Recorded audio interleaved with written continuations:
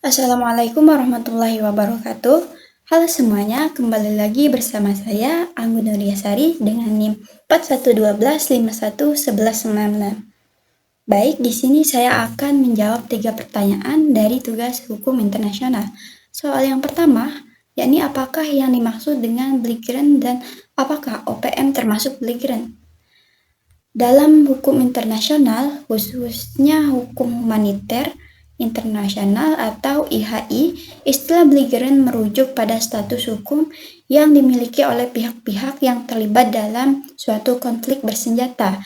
Status ini memberikan hak dan kewajiban tertentu kepada pihak yang bertikai, termasuk hak untuk menggunakan kekuatan bersenjata dan kewajiban untuk mematuhi aturan perang.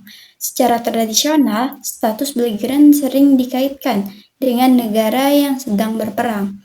Namun, dalam konteks konflik non-internasional, kelompok bersenjata juga dapat memperoleh pengakuan tertentu jika memenuhi kriteria spesifik yang ditetapkan oleh hukum internasional.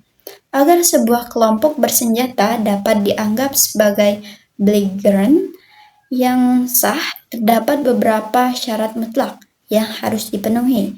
Syarat-syarat tersebut meliputi yang pertama, adanya organisasi militer yang terstruktur, kemampuan untuk mengontrol wilayah tertentu secara efektif, serta ketersediaan dan kemampuan untuk mematuhi hukum humaniter internasional selama konflik berlangsung. Tanpa pemenuhan kriteria ini, kelompok tersebut hanya akan dianggap sebagai pemberontak biasa atau kelompok kriminal, bukan sebagai pihak yang memiliki status hukum khusus dalam konflik bersenjata. Ketika kita menganalisis organisasi Papua Merdeka atau OPM, dalam konteks ini kita harus melihat apakah mereka memenuhi kriteria di atas. Meskipun OPM merupakan kelompok bersenjata yang telah lama beroperasi di wilayah Papua, status mereka di mata hukum internasional tidak diakui sebagai belligerent yang sah. Hal ini dikarenakan Indonesia adalah negara berdaulat yang diakui secara luas oleh Perserikatan Bangsa-Bangsa atau kita sebut sebagai PBB, dan konflik yang terjadi di dalamnya dikategorikan sebagai konflik internal atau non-internal armed conflict, di mana kedaulatan negara tidak dapat diganggu-gugat oleh kelompok separatis. Oleh karena itu, dapat disimpulkan bahwa OPM tidak memenuhi syarat untuk disebut sebagai belligerent. Dalam hukum internasional, mereka lebih tepat dikategorikan sebagai kelompok pemberontak domestik yang berada di bawah yurisdiksi hukum nasional Indonesia. Pengakuan status belligerent memerlukan pengakuan dari komunitas internasional atau negara lain yang hingga saat ini tidak diberikan kepada OPM, sehingga mereka tidak memiliki hak diplomatik atau pelindungan hukum perang setara dengan negara yang sedang berperang. Baik, soal yang selanjutnya yakni kapan individu dapat disebut sebagai subjek hukum internasional. Apakah Rodrigo Duterte memenuhi syarat tersebut? Secara tradisional dalam kategori hukum internasional, subjek hukum utama adalah negara, bukan individu. Negara dianggap sebagai entitas yang memiliki kapasitas penuh untuk memiliki hak dan kewajiban internasional seperti membuat perjanjian, menyatakan perang, dan menuntut ganti rugi. Individu pada masa lalu dipandang sebagai objek hukum, yang berarti mereka dilindungi oleh hukum internasional melalui negara kebangsaannya, namun tidak memiliki posisi hukum yang berdiri sendiri di panggung internasional. Namun, perkembangan hukum internasional modern telah mengubah paradigma tersebut secara signifikan.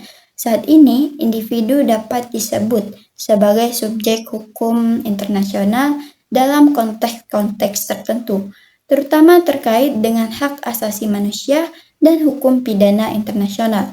Melalui instrumen seperti Konvensi Jenewa dan Statuta Roma yang membentuk Mahkamah Pidana Internasional atau ICC, individu kini memiliki kewajiban langsung untuk mematuhi hukum internasional dan dapat dimintai pertanggungjawaban secara pribadi atas kejahatan perang atau genosida. Mengenai Rodrigo Duterte, mantan Presiden Filipina, statusnya sebagai subjek hukum internasional bersifat ganda dan bergantung pada kapasitasnya. Sebagai kepala negara, ia bertindak sebagai representasi negara Filipina, sehingga tindakannya dianggap sebagai tindakan negara. Namun, sebagai individu, ia juga tunduk pada hukum pidana internasional.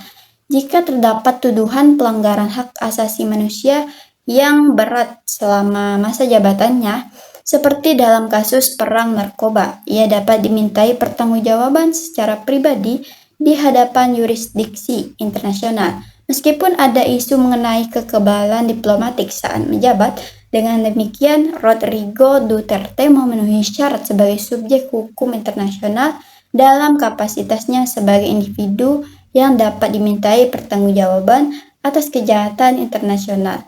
Meskipun status utamanya tetaplah sebagai pejabat negara, ia memiliki hak untuk mendapatkan perlindungan diplomatik.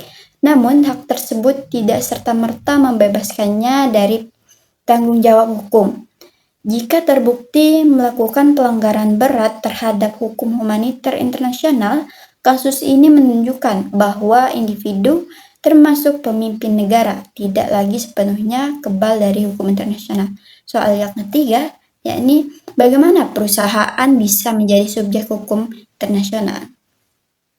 Dalam pandangan hukum internasional klasik, perusahaan atau badan usaha tidak dianggap sebagai subjek hukum internasional. Hal ini dikarenakan perusahaan adalah entitas yang dibentuk berdasarkan hukum nasional suatu negara dan hanya memiliki kepribadian hukum di dalam yurisdiksi negara tersebut.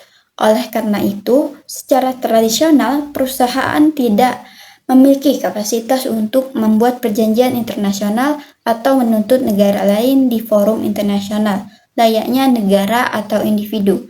Namun, dalam praktik hukum internasional kontemporer, perusahaan telah memperoleh peran yang signifikan, terutama dalam bidang investasi dan perdagangan, melalui perjanjian investasi bilateral dan konvensi seperti ICSID, International Center for Settlement of Investment Disputes. Perusahaan asing kini memiliki hak untuk menggugat negara tuan rumah jika kebijakan negara tersebut merugikan investasi mereka. Dalam konteks ini, perusahaan memiliki kapasitas prosedural untuk menjadi pihak dalam sengketa internasional yang merupakan ciri khas dari sebuah subjek hukum.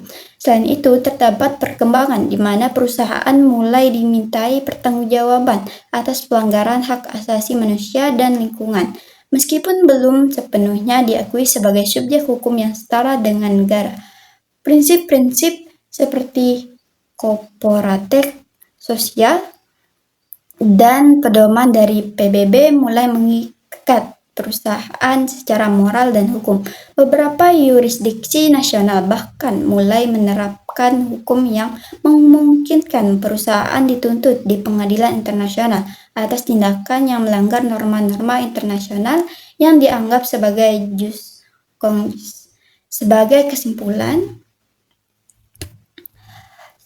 perusahaan dapat menjadi subjek hukum internasional secara terbatas, terutama dalam ranah arbitrase investasi dan tanggung jawab korporasi. Meskipun mereka tidak memiliki kedaulatan atau hak politik seperti negara, kemampuan mereka untuk terlibat dalam sengketa internasional dan memikul kewajiban hukum tertentu menunjukkan bahwa posisi mereka dalam hukum internasional telah berevolusi dari sekedar objek menjadi entitas yang memiliki kapasitas hukum tertentu di kancah global.